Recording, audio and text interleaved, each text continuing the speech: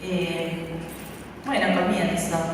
A propósito de cierta pregunta por el seminario en la clínica, quiero retomar un momento en la enseñanza de Lacan, específicamente el seminario 20, en donde menciona a Parménides.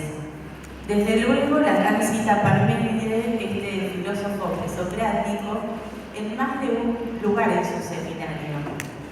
A mi entender, Lacan lo toma porque es el primero que plantea el ser como abstracción. Además, es el que produce una ruptura con los filósofos jónicos. Para los filósofos presocráticos, ubicados en las colonias jónicas, la principal preocupación era la naturaleza y el principio físico de las cosas, la physis. Tales de Mileto, Anaxímenes, entendieron la unificación de todo el mundo sensible por medio de un principio, señalado con el nombre de un elemento, como agua, fuego, aire. Miraban el cielo y se preguntaban, ¿cuál es el principio natural rector del origen?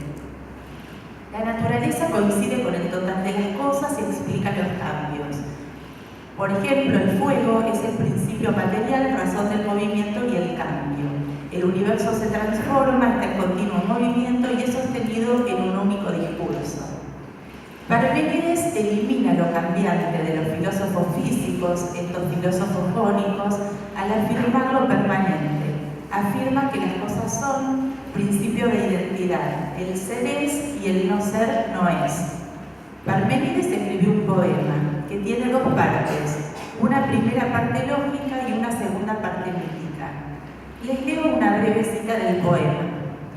Es necesario entonces que te informes de todo, tanto del corazón imperturbable, de la bien redondeada verdad, como de las opiniones de los mortales, en las que no hay verdadera convicción. Y bien, yo diré, y tú que escuchas mi propuesta, acógela, cuáles únicos caminos de investigación hay para pensar. Uno que es y no es posible no ser. Es el camino de la persuasión, pues acompaña la verdad. El otro que no es y que es necesario no ser. Denuncio que este sendero es completamente incognoscible, pues no conocerás lo que es, ni lo mencionarás. Pues lo mismo es pensar y ser. Hasta acá la cita, continúo. Comienza este párrafo con un término inaugural, es necesario, distinto a contingente, lo que nos hace pensar en un primer momento lógico planteado por Parménides. Además plantea un camino de investigación del pensamiento. Es un pensamiento inaugural, abstracto, separado de la religión. Uno que es y no es posible no ser es el camino de la persuasión, que acompaña la verdad. Entiendo persuadir no como convencer, sino como conducir. La verdad se dice hablando, no revelando. La revelación de la verdad es propia de la religión. Otro que no es y es necesario no ser. Nombra el no ser. El no ser no se puede demostrar, es un camino que no se puede investigar. Dice, hay cosas que no mencionarás, que no podrás enunciar. Concluye esta parte del poema diciendo que ser y pensar es lo mismo. El ser tiene que ver con el pensar, o sea que sería un ser sin representación, un ser sin objeto, es pura abstracción. Le dio atributos a este ser, dijo, es inmutable, es estático, es infinito. Volviendo a Lacan, en el seminario 20 dice, allí donde está el ser es exigencia de infinitud. Como ustedes recordarán, Lacan pone el ser en relación con la palabra. Dice que somos parletres, que somos seres parlantes. Por hablar se produce sentido que hace esfera, que hace totalidad. Esto me llevó al seminario 22, RCI, donde Lacan dice a propósito del sentido, cito, ustedes no pegan más que para reducirlo. Entonces, el ser, el uno, la esfera, el sentido, son temas cruciales en Lacan y a tener en cuenta en nuestra clínica, ya sea para construirlo y o para reducirlo. Por eso, bueno, quiero compartir con ustedes un breve recorte clínico de un niño de 7 años. Agustín llega a consulta después de ser expulsado del jardín de infantes y con el no renovarle la matrícula por su mal comportamiento, entre comillas. Se presenta de una manera, podría decir, desenfrenada, ya que nada lo detiene. Desde la puerta de entrada al edificio, la puerta del consultorio, las otras puertas, ni siquiera mi propio cuerpo le hace tope. Me toca, me empuja. Salía del consultorio, corría, abría otras puertas, canillas, tiraba juguetes e intentaba romper o pisar lo que encontrara. Las sesiones transcurrían sin poder jugar, sin compartir, sin hablar. Cuando armaba y pensaba en un juego, no alcanzaba el tiempo para ponerlo en práctica. Terminaban las sesiones tocando mi cuerpo, mi pelo, abrazándome o pegándome. Lo asustaba el sonido musical de las llamadas telefónicas y los ruidos que se escuchaban a lo lejos en la vía pública. Miraba videos, no me incluía. Cuando le preguntaba, ofuscado me decía: cállate, déjame jugar en paz. Es el único lugar en que tengo paz y vos me molestás. Solo se acercaba cuando quedaba invadido por el miedo que le despertaban unos robots que irrumpían gritando desaforadamente. Estos robots tenían unas casas enumeradas, casa 1, casa 2. Mi intervención tenía que ver con nombrar las casas y los robots en cada una de ellas y mencionar el miedo que sentía yo cuando aparecían intempestivamente. En una sesión se desenchufó la computadora y se cortó el video. Con mucha furia comenzó a llorar desconsoladamente. Decía: es una porquería. La quiero romper, rompela ya, te dije. Lo miré fijo, lo sostuve de los hombros y le dije con tono enfático: tenés razón, es una porquería. Entiendo lo que sentís. A mí me pasa cuando estoy haciendo un trabajo y se corta internet. Me pongo muy mal, me siento mucha bronca. Noté cierto alivio, dejó de llorar y se fue más tranquilo. De su hermano menor dice: vino para arruinarme la vida. Me toca todo, es bebé y solo molesta. Es acompañado al tratamiento por la niñera y su hermano menor. Al tocar el timbre se anuncia diciendo: soy Agustín Bebé.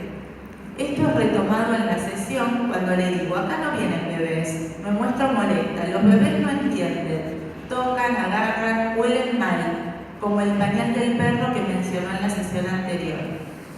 Luego de forcejeos, lucha cuerpo a cuerpo y pánicos escénicos varios, de pronto comienzo a advertir que algo del orden del juego comenzó finalmente a aparecer.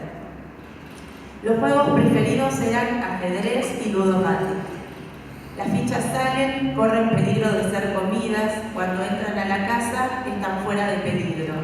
Él me come, yo lo como. Él me gana o yo le gano. Hay alternancia. Cada vez que venía a buscarlo el padre, a pedido de Agustín, yo le decía que no estaba, que ya se había ido. Entonces el padre se retiraba pensando que se había anticipado la niñera. Y es allí cuando Agustín salía corriendo a sorprenderlo de atrás.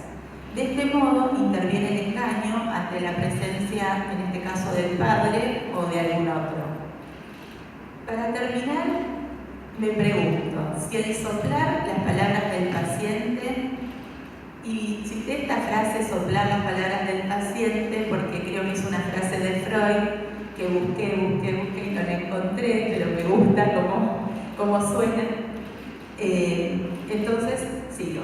Si el soplar las palabras del paciente y darle consistencia a lo que dijo, a las palabras del paciente, fue lo que permitió armar un sentido y tal vez aliviar su padecimiento.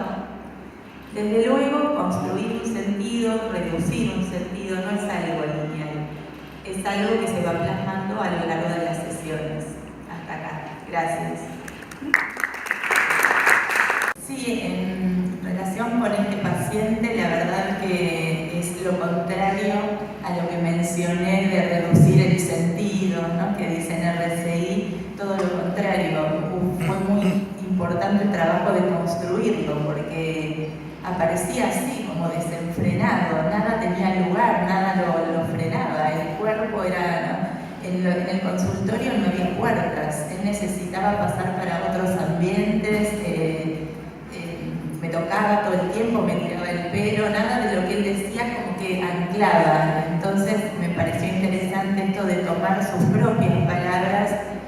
y darle un lugar, el repetírselas, el soplar las palabras. Por eso me pareció interesante esa frase, ¿no? Lo frenaba cuando decía lo que él decía. Por eso esto de construir un sentido y en transferencia con sus propias palabras, me parece que fue lo que hizo que él pueda sufrir menos. Y como vos decís, Diego, a partir de ahí empezó a jugar, porque no jugaba, se iban las sesiones con todo esto de tocar el cuerpo, de no respetar los límites del espacio, y empezó a traer lo que realmente le dolía, que era el nacimiento del hermano, ¿no? Así que bueno, fue todo un trabajo con todo este tema de los bebés, de nombrar al bebé, de que molesta al bebé, muy interesante. Y con respecto al padre, que decías Enrique, el padre no quería jugar. Entonces fue un juego que se instaló en la puerta del consultorio, cuando lo venía a buscar. Ese era el juego preferido. Y el padre ahí lo engañábamos, digamos, porque cuando hablaba yo, supuestamente me tenía que creer, ¿no? Entonces, bueno, se fue, y cuando se iba, ahí lo sorprendíamos, y se moría de la risa. Y Parménides para mí es muy interesante, todavía lo estoy estudiando, es muy complejo, pero me pareció interesante con respecto a los jónicos, que rompe con la sustanciabilidad, un poco con la ontología, el plantear el ser como una abstracción y el sentido, y que por hablar se produce sentido. Entonces me pareció interesante citar un poquito eso para relacionarlo con el caso, en esto de construir un sentido que fue necesario con este paciente.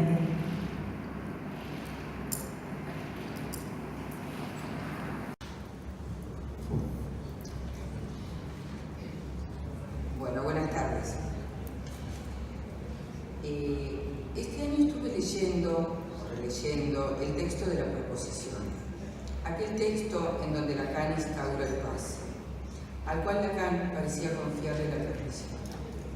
Pero surgieron los obstáculos que representan las mismas instituciones que disimulan la economía de goce a nivel de los deslizamientos que se producen en los dispositivos del pase: jurado, cárteles, pasantes, pasadores, títulos, etc. Tal como Freud lo anticipa en Psicología de las Masas y Análisis del Yo. Esto condujo a Lacan a cuestionar ese pase de la proposición, esa transmisión de la proposición, y de ahí la pregunta: ¿hay transmisión en psicoanálisis? Años después, Lacan dice que allí donde aquellos dispositivos han fracasado en la transmisión del psicoanálisis, el psicoanálisis es intransmisible. Si esto es así, entonces cada analista está obligado a reinventar el psicoanálisis de acuerdo a su experiencia de haber sido analizante por un tiempo. Freud nos recuerda que todo analista debería retomar su análisis periódicamente, con lo cual desde aquí intentaré interrogar el título del trabajo. Partiré de dos ejes. El primer eje es el analizante. Es el tanto analizante que se instituye como pasador del inconsciente en su tarea de analista. Es decir, que la condición primera es la que resulta del lugar del analizante. Podemos leer en Lacan, al contrario, en el acceso al lugar de donde se profiere lo que enuncio, la condición estimada por origen primera es la de ser el analizado, o sea, lo que resulta del analizante, de tu grupo. Con lo cual, el interrogante que se abre, que es lo que hace que aquel que pone el cuerpo en la escucha analítica pueda inventar una clínica. Digo, cada vez que una operación analítica se produce, hay una renuncia al saber del analista. Es decir, uno aprende para olvidar, y ese olvido permite que retorne en la escucha el decir del analizante. Y si bien Lacan, en 1974, Seminario 21, dice: porque al autorizarse solo por sí mismo, él no puede con ello sino autorizarse también por otros. La autorización ya no se lleva a cabo a partir de las palabras del amo que fue, sino a partir del mismo. Ahí donde el enunciado se profiere, al no autorizarse ya por ningún otro, se autoriza en el mismo. Si no, de otra manera no podemos pensar una clínica en donde se sostenga en la dignidad de no ir Es cierto, se puede apelar al fantasma, lo que suscita el goce, pero aún queda inventar. Acerca de una práctica que implica hablar de una clínica. No existe el analista, ni la clínica, lo cual no implica que no haya un cuerpo teórico, elementos que fundan según desde donde uno lo lea una clínica. La realización psicoanalítica del sujeto apunta directamente a la experiencia de psicoanálisis. Lacan no habla de técnica y sin embargo no deja de hablar todo el tiempo de clínica. La gente identifica hablar de clínica con hablar de técnica o hablar de diagnóstico. Y cuando se habla de psicoanálisis propiamente dicho, no hay necesidad de hablar de diagnóstico ni de técnica, sino resaltar todas las formas en que se presentan los sujetos. Lacan, desde el principio de su enseñanza, habla de la acción analítica y en el seminario 15 dice: hay psicoanalista. Es decir, no hay un universal del psicoanalista, ni hay una manera universal de responder. Y el otro eje es que tanto para Freud como para Lacan, el eje del análisis pasó por el analista. Freud en 1900 escribe a Fritz, carta 133, solo de mí dependía continuar aún el tratamiento. Depende de su posición. Y en 1937, el análisis interminable decía: ¿acaso nuestra teoría no reclama para sí el título de producir un estado que nunca preexistió de manera espontánea en el interior del yo y cuya no creación constituye la diferencia esencial entre el hombre analizado y no analizado? Es decir, que con esta inclinación aparece cada vez más que la práctica del análisis, si no es en relación con una modificación fuerte de la estructura, es decir, si no se trata de algo que hace lo real al campo de lo imposible, al campo del goce, no se diferencia de cualquier psicoterapia de las existentes. Digo que si no, estamos practicando una psicología adaptativa bajo la carpa lacaniana. Me parece necesaria cierta libertad frente a ciertas escuelas en donde hay un grado de servidumbre institucional respecto a las jerarquías y a los nombres respetados que implican rezos alrededor de dogmas que cierto heredero hizo con herencia. Entonces no podemos pensar la inclinación del plano hacia el analista sin pensar al mismo tiempo que se trata de una práctica cuya relación con lo real es el eje de la cuestión. Orientación con lo real implica que no todo es el campo de la interpretación, del Edipo, del fantasma, de la significación. Implica tomar y pensar esta pregunta de Freud sobre los obstáculos y los límites propios de la estructura. Porque hasta ahí de lo único que se trata es de responder al inconsciente, que lo único que hace es confirmar un modo particular de goce en el dispositivo. Digo, instalación de la neurosis de transferencia como condición necesaria y posible de la experiencia analítica, campo del posible. Campo fantasmático que no es la causa, sino la condición del dispositivo. Y es aquí que se abre la pregunta acerca de cómo introducir elementos por fuera del campo edípico, de la normativización o adaptación. Es decir, Lacan construyó el operador deseo del analista, ubicándolo en el seminario 8 como ese lugar que él debe ofrecer vacante al deseo del paciente para que se revise como deseo de otro. Pero a su vez marcó, tal como lo hizo Freud, su límite, el vacío alrededor del cual la experiencia se va tejiendo, experiencia donde se repite el agujero. No se tratará de cómo responder al paciente, no se trata de responder al inconsciente, sino que en todo caso el inconsciente responda. El inconsciente responde con un sujeto aún no representado, solo dividido cada vez con la intervención analítica, lo cual implicaría en la clínica que se trata cada vez de una pérdida de goce, con lo cual las intervenciones por fuera de la neurosis de transferencia no permiten la instalación de una clínica. Concluyo con una cita de Eric Bosch: transmitir es deseo de transmitir y encontrar un imposible de transmitir. Transmitir es transmitir lo imposible de transmitir. Gracias.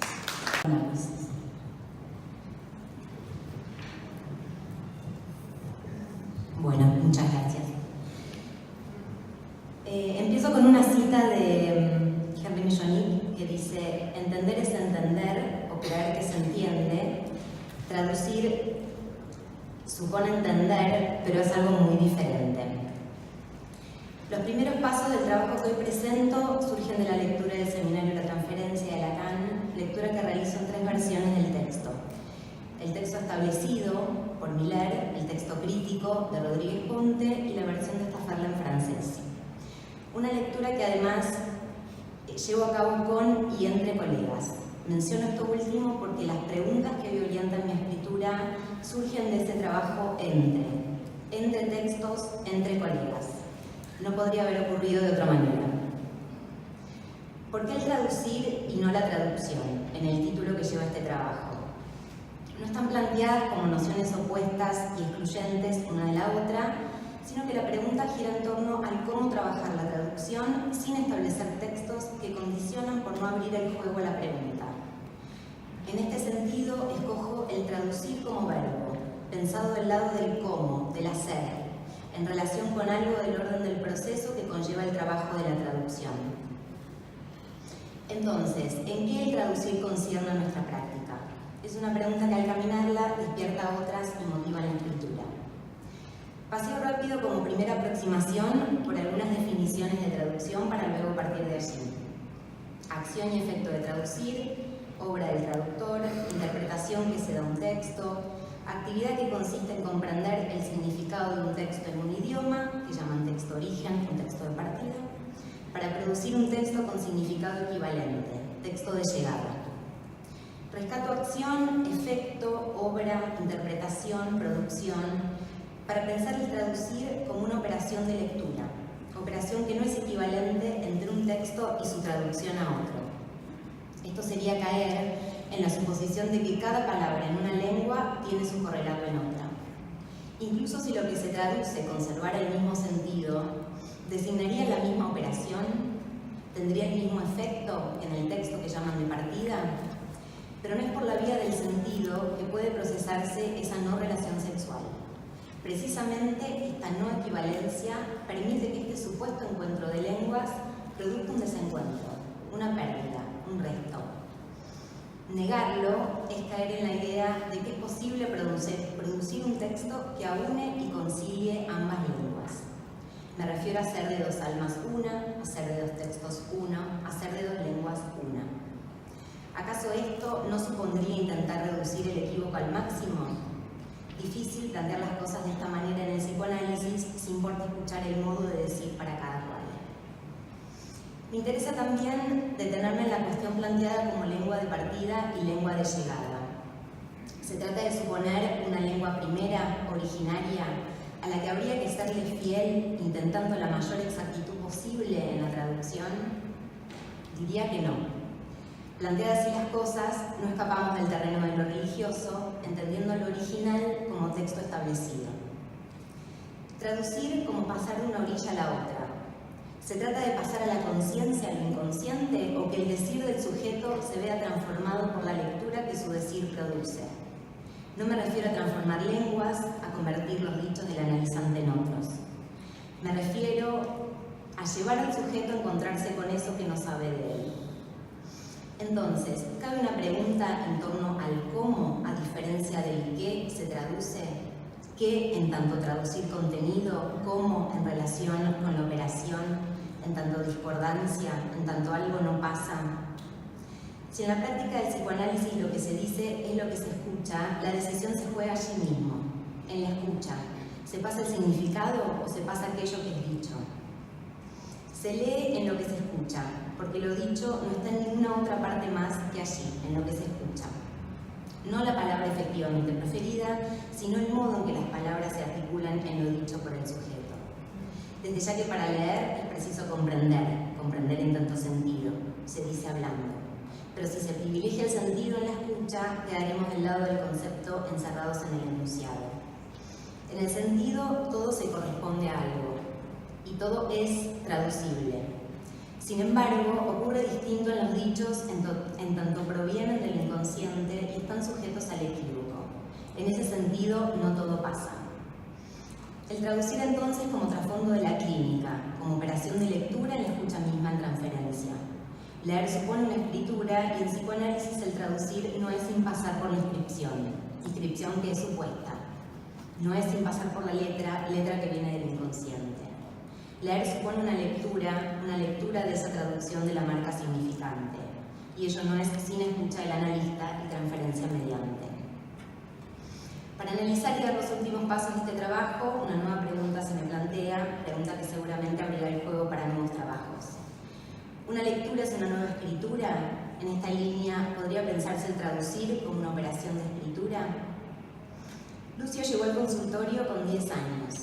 Siempre extrovertido, se disponía a desparramar los juguetes y elegir los muñecos pequeños que usaba para armar escenas. Escenas que aparecían de golpe. De repente un muerto, de repente soldados, de repente un partido de fútbol, de repente secuestran al presidente Trump, como prefería llamarlo. ¿Quién se murió? ¿Cómo que lo secuestraron? ¿En qué momento sucedió? Preguntaban los personajes que me tocaban interpretar. Así como las escenas repentinas, Lucio dibujaba personajes de Pokémon y escribía sus nombres para que no se confundieran con su pronunciación. Este es con X, final, este se escribe con G. También escribía palabras sueltas con las que jugaba, cambiándole alguna letra. Veleta escribía, que no es vendetta, me decía. Hoy con 12 años, Lucio escoge los bloques de madera para delimitar un espacio donde ocurren cosas. A veces, claro, hay escenas que aún irrumpen y hay que vérselas con un muerto sorpresa en el consultorio. Pero otras tantas arma helipuertos donde salen los aviones para la guerra, construye autopistas en las que autos van y vienen. Hace poco sacó todos los juguetes de la caja de juegos para buscar una pelotita de fútbol. Quería explicarme cómo fue que hizo un gol en un partido con los amigos. En el fondo, encontró las hojas donde él solía escribir y dibujar. Al toparse con ellos, se sonroja, sonríe y me dice, ¿qué habré querido decir en ese momento?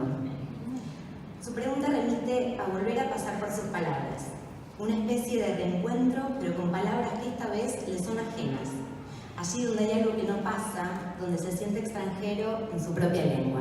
Muchas gracias. A ver, me parece que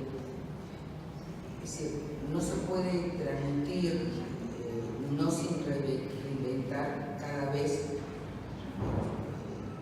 el análisis. El psicoanálisis no está instituido, se reinventa vez por vez, y me parece que es una posición singular. Muy acotado. Lo de las letras, el juego de letras apareció justamente a partir de un equívoco en donde él se ríe, yo me río y él empezó, digamos, eso después continuó. Lo del establecimiento de textos da para otro trabajo más. Hay una mesa que hablaba de jerga lacaniana y me preguntaba cuánto de esa jerga no arrastra cuestiones de textos establecidos. Por lo pronto creo que la que pudo perderlo es la madre, en principio. Claro que haber podido que se empiece a incluir la falta, por toda la falta, en ser el analista, digamos, es lo que posibilitó esto, pero que separar a un niño de... No. A ver, Ahí sí. ahora sí. Bueno.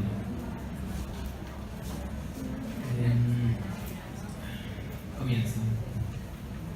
Tobías comienza su análisis conmigo durante el año 2010, contando en ese momento con 14 años. Me he derivado inicialmente por presentar miedo a los perros pequeños. Sucede que ante la presencia de los mismos, queda petrificado o se esconde detrás de la madre. En su casa hay un perro, al cual Tobías le da agua, comida, pero también pelotazos, cuando supone que sus padres no lo ven. Este accionar de Tobías molesta. Él pincha, jode. Suele tirarse el luto y sacan a la madre. Ella misma dice, tiene mucho de mi papá. No pensé que mi hijo era tan duro. Cabe aclarar que Tobías detenta el diagnóstico de síndrome de Sotos, con una mentalidad de 3-4 años. Este síndrome se caracteriza por una patología antosómica dominante, mutación del gen NCD1, caracterizada por una apariencia facial típica, edad ósea avanzada, macrocefalia, hipotonía y con frecuencia el grado de discapacidad intelectual, que en este caso es patente. Bueno, inicialmente, en el tratamiento, Tobías pide hojas para dibujar redondeles a los que él denomina ojos. Rellena con ellos tantas hojas como hay a su disposición. Al preguntarle qué ven esos ojos, responde al nene. Estos dibujos se seguirán realizando con pocas variantes de forma y tamaño en cada nueva entrevista, hasta que haga su aparición un león de felpa, el cual, al ser tirado de la mesa por un pelotazo casual, produce una risa en Tobías que me lleva a articularlo en mayor medida. El león, que siempre es manejado por el analista, observa, salta alrededor, hasta que en una sesión toma una hoja y dibuja ojos. Tobías da un respingo y surge una risa fuerte desde el fondo de su garganta. El león va a tener su hoja, pero se entromete, molesta. Este molestar pasará a tener un lugar preponderante a lo largo de los años por el cual transita el análisis. El león tirará al piso objetos, animales, apagará la radio si ponemos música, pintará un espejo con fibra tapando su reflejo y hará caca, lanzando flatulencias por todo el consultorio, lo cual obviamente no es literal. A medida que el león va llevando a cabo estas acciones, disminuirá el dibujo de los ojos. Primero en cantidad de hojas utilizadas, luego en cuanto al espacio abarcado y finalmente desaparecerá en su totalidad. Lentamente, Tobías comenzará a establecer cuál será el ritmo que habrá de seguir el león durante cada sesión. El león no va a tirar los animales, no va a pintar el espejo, ya nunca lo va a hacer. Son las expresiones que salen de la boca de Tobías para luego poner al león en mi mano y que se lleve a cabo la acción negada, produciéndose posteriormente un silencio. ¿Qué pasó?, preguntará Tobías y acto seguido diré: el león tiró los animales, pintó el espejo. Exclamaciones que produzco con mi voz dando lugar a la risa de Tobías y a su decir posterior: este león está terrible, no escucha. En la actualidad, contando Tobías con 22 años, las sesiones presentan una sucesión establecida de pasos, siendo fijos el primero y el último. Siempre se comenzará con un ruido realizado por él y significado como pedo. El león se cagó, dirá Tobías, para llevarlo al baño, sentarlo al inodoro y decir yo, acá lo digo yo: no tapes el baño, león, no tires el papel en el inodoro, que no te vea. Lo que se llevará a cabo para que luego Tobías declare: el león tapó el baño. Al cierre de la sesión, el león tomará una hoja, dibujará un león y escribirá pelotudo. Esto me permitirá decir: ahora te quiero ver, león, esto se lo vamos a mostrar a la mamá de Tobías, estás en el horno. Mientras esto es dicho mirando a Tobías, con la mano que porto al león, corto con una tijera la hoja al medio. El león cortó la hoja, exclamaré. La imagen del león y sus palabrotas se recortarán hasta devenir papelitos que el león arrojará sobre nosotros. Se perderá en cada nueva ocasión la posibilidad de mostrar a la madre lo terrible del león. ¿Quién es este león? Como hipótesis primera, podría pensarse como lo turro de un padre que, para la madre, se representa en el hijo. Función normativa del padre fallida en la metáfora de una madre donde hay algo loco que no cesa de no escribirse, ya sea en los eructos o en lo que el león no escribe como marco. Que Tobías sea considerado uno para la madre y por tanto susceptible de llevar a cabo acciones buenas o malas, remite a un desconocimiento de lo que allí se pone en juego como imagen de la madre en el niño.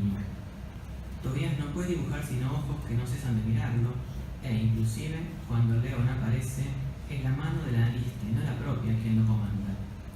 ¿Acaso ese miedo a los perros pequeños sea el encuentro con aquello que no puede ver, vale decir sus pies y consecuente caída? El aparato psíquico necesita del organismo, de un sistema nervioso como soporte. Cuando esto falla, no es posible darle un cuerpo como superficie que supone una consistencia. Tobías se define como soma, donde habita un discurso que se presenta siempre actual. Que la voz del león se recorte como diferente a la de Tobías, que algo pueda no verse tapando al león su reflejo o el baño, son movimientos necesarios pero no suficientes. Hay un ritmo que se repite y que demanda un acento. Una hoja que se corta cada vez de igual manera, todavía sin que algo caiga. ¿Acaso el paso siguiente implique no llevar a cabo la acción que esa voz autoritaria que la Tobías espera? Podrá habilitar un espacio vacío en la transferencia donde ya nunca, que no sino siempre, quede cuestionado. Gracias.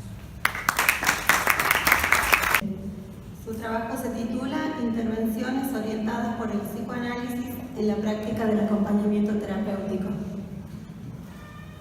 buenos días a todos. Muchas gracias por estar hoy acá.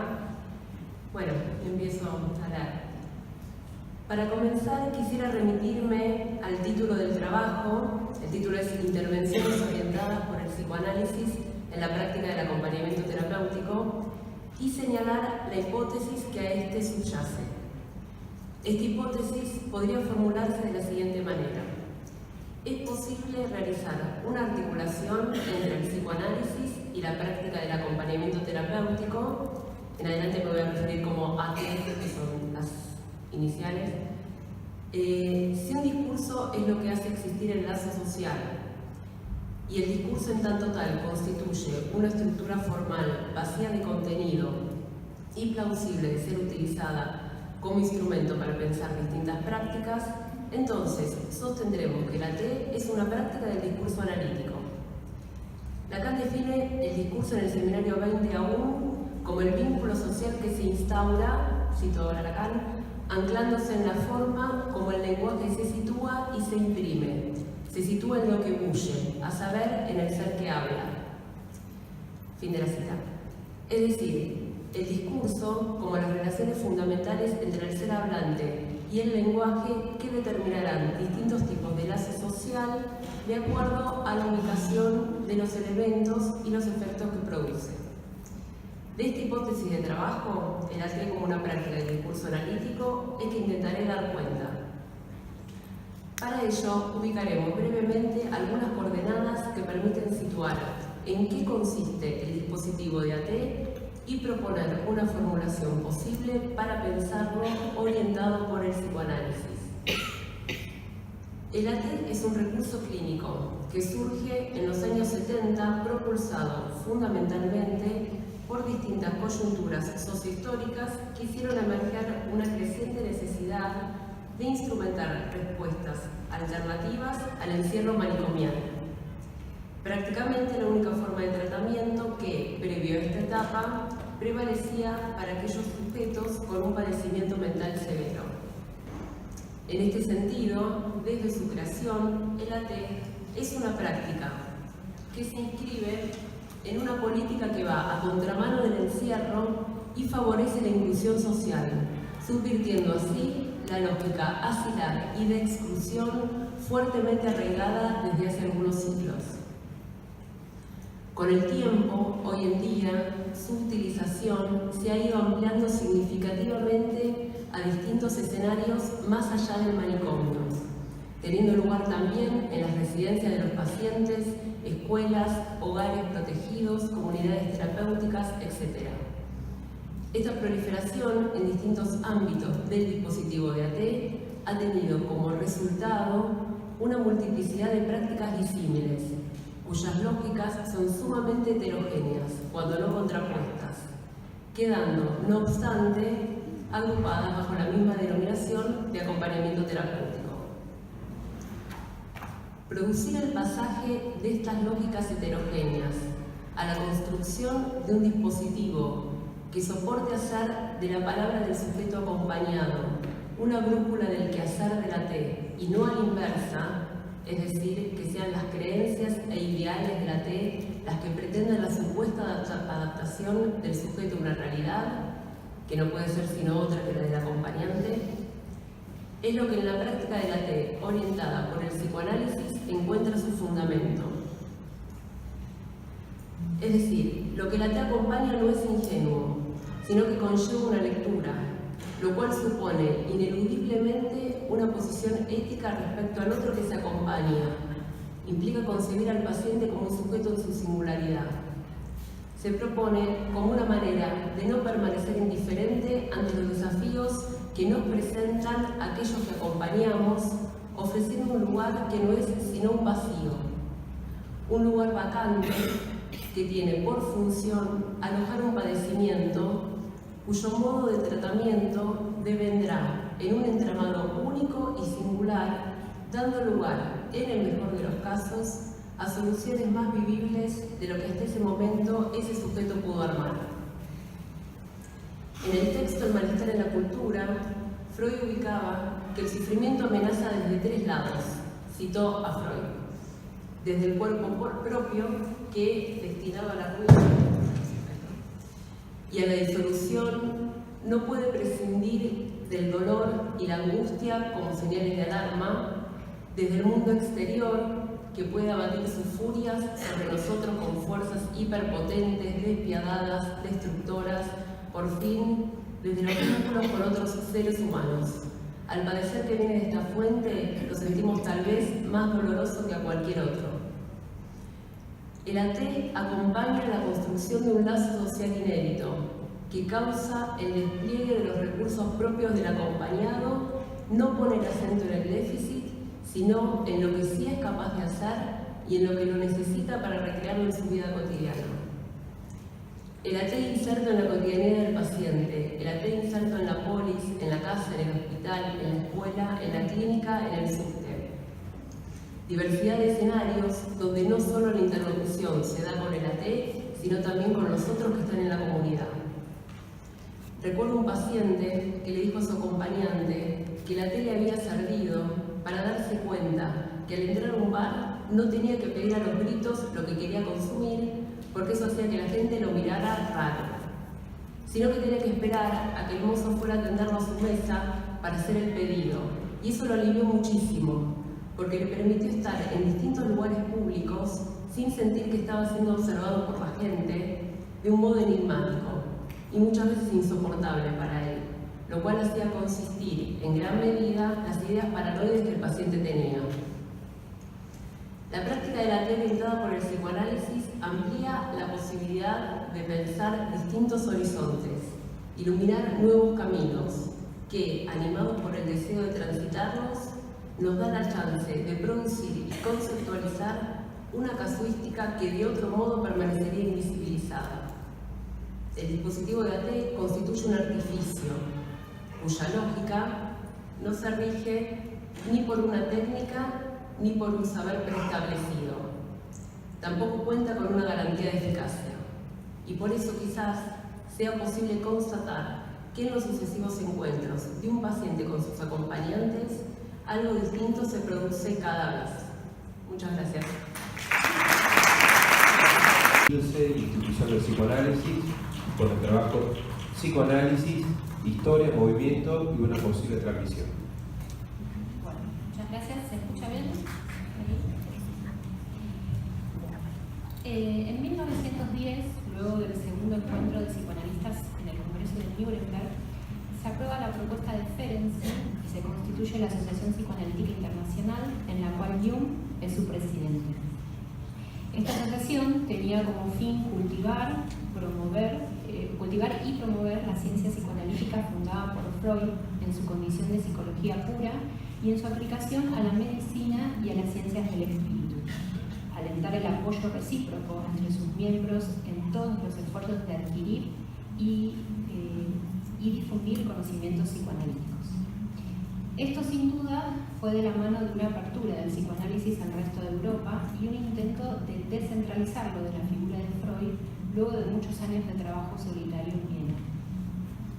Sabemos que los congresos a lo largo de la historia del movimiento psicoanalítico fueron importantes para alimentar su transmisión y desarrollo, y fueron donde se dieron también los quiebres y giros que marcaron caminos. Reiteradas veces hubo respuestas hacia la figura de Freud que me parece interesante rescatarlas hoy. En el libro Un destino funesto de Rustam nos dice: permanecían en la dependencia absoluta, manifestando fidelidad al Padre y a su creación, o bien se independizaban y desvirtuaban el camino del psicoanálisis. Estas posiciones se pueden observar a lo largo de las distintas confrontaciones que Freud mantuvo con sus discípulos, que si bien no fueron muy analizadas en su momento, sirvieron de caldo de cultivo para que él siguiera investigando y desarrollando su teoría. Aquellos que se apartan del buen camino aportan involuntariamente su ayuda a la preparación del suyo. Por ejemplo, sin todo el asunto Jung, no tendríamos ni tótem ni tabú, ni aportaciones a la historia del movimiento psicoanalítico. Los guardianes de la metapsicología. Habíamos dicho que en los años de expansión por el resto de Europa, el psicoanálisis tuvo un intento de descentralizarse de Viena y de Freud. Sin embargo, no fue tan fácil y en respuesta se observa un marcado retraimiento. La ruptura de Jung dejó sus marcas, pero nos hace nuevamente pensar en cierta posición que se repite en el lugar del heredero. Llegamos así a una nueva transformación. En 1913, esta vez la atención se centra en la creación del comité secreto, llamado Los Señores del Anillo, como intento de rescatar el espíritu más puro y noble de la teoría psicoanalítica y obrar para que éste perdure en el tiempo, sea cuidado y no se desvíe de sus conceptos fundamentales, como había pasado con Jung. Estos miembros del comité se identificaban entre sí, primero por compartir y sostener los principios fundamentales, represión, inconsciente y sexualidad infantil, luego por ser los guardianes de estos principios, investigar, analizar y expulsar lo que se desviara de ellos, y tercero, poseían cada uno un anillo regalado por Freud en la inauguración del comité, cual rito de iniciación. De esta manera el psicoanálisis tenía sus custodios y Freud descansaba en paz sobre sus miembros secretos, sabiendo que velaría por el desarrollo del psicoanálisis cuando él dejara de existir. Hago una cita de Jones de la biografía. Me atrevo a decir que sería más grata la vida y más fácil la muerte el día que supiera que existe un grupo de tal índole encargado de vigilar lo que he creado. Tanto la existencia como la acción de este comité debería constituirse en secreto absoluto. Funcionaron así 10 años, siendo la cara oculta de la Asociación Psicoanalítica Internacional quien continuaba su despliegue público. Solo que Freud hablaba de sus seguidores, miembros del comité, como hijos adoptivos, y tarde o temprano se volvería a replantear el lugar de, así como fue con Jung, con otros herederos posteriores. Si bien Jung se separa rotundamente de la teoría psicoanalítica, fue muy crítico con Freud en una de sus últimas cartas, haciéndole saber que si continuaba tratando a sus discípulos como a sus pacientes, produciría hijos esclavos o impúdicos bribones. Usted está sentado en la cima como padre. Sin embargo, Freud quería fervientemente seguidores y herederos de su creación. ¿Pero qué ocurría? ¿Que se convertían en esclavos o traidores? ¿Qué otra salida posible? ¿Qué otra posición para Freud? ¿Qué lugar para esos herederos? Detengámonos un minuto en una de las últimas cartas que Jung le escribe a Freud. Nadie se anima a tomar al profeta por las barbas y preguntarle, de una vez por todas, ¿qué le diría a un paciente que tiene tendencias a analizar al analista y no a sí mismo? Escúcheme bien, profesor. Mientras usted transita este tipo de cosas, no doy un rábano por mis acciones sintomáticas. Ellas desaparecen ante el formidable rayo de luz de mi hermano Freud. Hermano Freud, así declara su independencia Jung. La horda. Y después, en Totem y Tabú, Freud resalta la inferencia de Darwin sobre los hábitos de vida de los monos superiores que le indicarían que también el hombre vivió originariamente en hordas. Todos los nativos están en acuerdo en que solo se ve un macho adulto por cada grupo, y cuando el macho joven crece, sobreviene una lucha por el predominio. Entonces el más fuerte, tras matar o expulsar a los otros, se establece como jefe de la sociedad. Los expulsados formarían una nueva horda similar, nueva, por fuera, y mantendrían los mismos principios. Luego ampliará que los destinos de esa horda han dejado huellas indestructibles en el linaje de sus herederos, y el desarrollo del totemismo se entrama con el violento asesinato del jefe y la transformación de la horda paterna en una comunidad de hermanos. Estas son las bases que constituyen toda sociedad y donde se entrelaza la exogamia. Rustam hace un hallazgo en las correspondencias de Freud, donde llamaba a su grupo cercano de seguidores como la horda salvaje. Quien quiera que haya reconocido que la transferencia y la resistencia constituyen el pivote del tratamiento, pertenece sin duda a nuestra horda salvaje. Sin embargo, en este gran entramado edípico agrega: cierto infantilismo entre ellos no fue analizado, y se repetían los mismos mecanismos: apego a la persona de Freud, repetición del reconocimiento de privilegio, celos con relación a los demás y finalmente en conflicto por la herencia. Si la horda respondía a cierto entramado de jerarquización, donde predomina un trono a ser ocupado por el mejor postor, por el sucesor, el elegido, donde uno tiene poder sobre el resto, ¿cómo dar nacimiento a una institución del psicoanálisis posible? ¿Qué comunidad de hermanos para instituir? ¿Qué hermandad posible? ¿Y qué hay en común entre nosotros? Gracias. Parece que de alguna manera ese punto histórico marca también un punto importante en Freud, ¿no? Es una manera de... A ver, ese conflicto generó que Freud relanzara de alguna manera la teoría y que salieran textos en donde él repiensa términos y me parece que, a ver, que fue necesario eso, o tener en cuenta que los conflictos también influyen en la teoría y que no por eso están mal, ¿no? Sino que es una manera de poder seguir pensándolo, relanzando y me parece que desde ese punto es importante históricamente. Después con el tema de las preguntas que yo me termino haciendo al final, que bueno. Entendido en tanto ella es y es así, modo con el que responde ante cualquier intervención posible. Al escucharla, pareciera que algo no se produce en el espacio analítico. Nada hace mella. El parletre, como lo llama Lacan, el ser hablante, habla con consistencia de ser. Esta consistencia, en lugar de suponer una pérdida de goce, nos introduce al orden imaginario y al sentido. Sentido en tanto consiste y se inyecta. En RCI añade, cito, el sentido es aquello por lo cual responde algo que es otro que lo simbólico. Y este algo no hay medio de soportarlo de otro modo que por lo imaginario. Continúa. Cuando ustedes reintroducen de golpe el imaginario, tienen todas las posibilidades de trabarse. Luego señala, percibimos esférico. En otras palabras, el ojo ve esférico, así como la oreja escucha esfera. Por lo que podría decirse, hay parentesco de la buena forma con el sentido. Lo que se escucha en esta paciente es esta pregnancia imaginaria que presenta, así como también un pensamiento cerrado que traba. Todo cierra en tanto, somos así, soy así. Estoy intentando articular esto de lo esférico. Empero, Lacan nos dice que desde ahí, con el sentido, que se opera en la práctica analítica, y agrega que por otro lado se opera para reducirlo. En cierta oportunidad, Verónica llega preocupada porque tuvo un pico de presión y sintió pánico. Lo mismo había pasado hace 8 años, cuando se separó de su ex, a quien nombra como el padre de sus hijos, y agrega, lo que tenga que ver con el padre no se habla.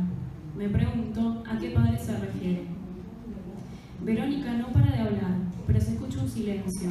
Del padre no se habla.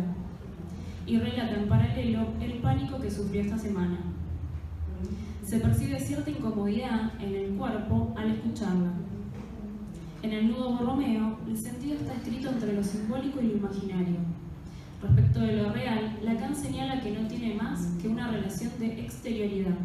Exterioridad dentro del nudo, porque se produce en tanto el paciente habla, es decir, lo real se funda en la experiencia analítica. En términos transferenciales, Freud nos dice que lo que se actúa es lo que no se logra recordar.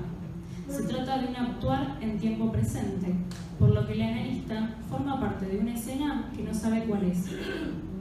Cuando aparece lo incómodo, lo molesto, lo insoportable en un análisis, que es lo que acabo de mencionar con la paciente, se podría mencionar que algo de lo real desanudado se presenta como de hecho, en tanto se percibe como una sensación que se padece ahí, en el cuerpo. El padre de Verónica falleció de cáncer de estómago hace 2 años. Cuando él se murió, se pinchó todo, dice la paciente. Si estaba él, sabíamos que nada malo. Él te preguntaba, ¿qué necesitas? Lo hacemos así, la solución. En sus últimos días estaba muy desmejorado y agrega, no podía hablar. Si tenía sed, ¿cómo te decía? Se pregunta Verónica, a lo que rápidamente ella se responde, yo lo entendí. No sé si se entiende esta parte porque me costó un montón escribirla, como cierta dificultad en el pasaje a la escritura que queda algo que no se entiende. Ella misma se hace todas estas preguntas, ¿no? Como el padre no podía hablar por la cuestión del cáncer, ella se pregunta, bueno, y si tenías sed, ¿cómo te decía? Y ella misma se responde, bueno, yo lo entendía. El día que falleció, ella estaba sola en la habitación con él. Recuerda que se había llevado pruebas para corregir. Estaba a la espera de que muera. Es así que mientras ella estaba pasando notas, su padre fallece. Sabía que estaba muerto, pero no le quise avisar a nadie. Seguí pasando notas. ¿Cómo podía estar haciendo eso? Seguir en el deber, el tener que hacer. Continúa. Quería esperar a mi mamá y hermano. No quería estar sola. En una entrevista posterior dirá, no lo lloré a mi papá. Verónica refería que había dejado otras terapias cuando no tenía nada que decir, o no se decía nada. Cuando ella se presenta según lo que es, en ese punto no hay nada más que decir, se encierra, deja de hablar. Entonces, por un lado, se podría mencionar el sentido, la habladuría, el ser. Eso se escucha en tanto traba, detiene, que de ahí no se sale. Por otro lado, se siente la incomodidad, el silencio, lo molesto, lo que no se habla, el padre muerto. Algo existe, diría Lacan, para referir a lo que está por fuera del ser, y de esa manera introduce lo real. Ahora bien, el parletre hablará consistiendo ser, y con eso nos encontramos en la experiencia analítica. Pero, ¿cómo escucha un analista? ¿Y cómo salir de esa pregnancia ontológica, de ese pensamiento cerrado del uno del sentido? En RCI Lacan escribe una función matemática, phi de x, que supone un vaciamiento porque esa x no predica nada, es una incógnita. De esta manera se producirá la suspensión del sentido. Por último, la paciente, hablando de su ser acelerada, dice no puedo estar tranquila y lo asocia a las innumerables tareas del hogar que debe hacer, aunque ella misma se responde que si no lo hace no se cae el mundo. Además, recuerda que eso lo hacía cuando estaba casada. Se mantenía ocupada porque no estaba bien con su marido. Era una descarga. Le pregunto, ¿y ahora? Dice estar intranquila porque está sola y añade, no cuento con el padre, falta el padre. Recorto, falta el padre. Sigue en su parloteo.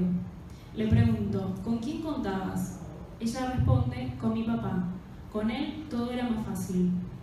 Le digo algo respecto de lo que mencionó antes, la caída del mundo, y le nombro al padre. La falta. Ella pregunta, ¿qué padre? Me sonrío y le digo, no sé. Luego se angustia y dice, lo de mi papá fue tan vertiginoso que no me di cuenta que no estaba, que faltaba. Hasta acá. Gracias. Es así, en tercera persona, porque después lo que articulé fue en relación a esta relación de exterioridad de lo real, que si bien sí se siente y se percibe en el cuerpo, pero no es con mi persona, ¿no? Es algo que se produce en tanto la paciente habla. Estaba pensando que en una mesa anterior escuché lo de lo real de la época y que me costaba seguir ese concepto porque acá quizás está diciendo algo distinto, esto de la exterioridad pero dentro del nudo, que se va a producir en tanto el paciente habla, y ahí lo de la incomodidad en el cuerpo.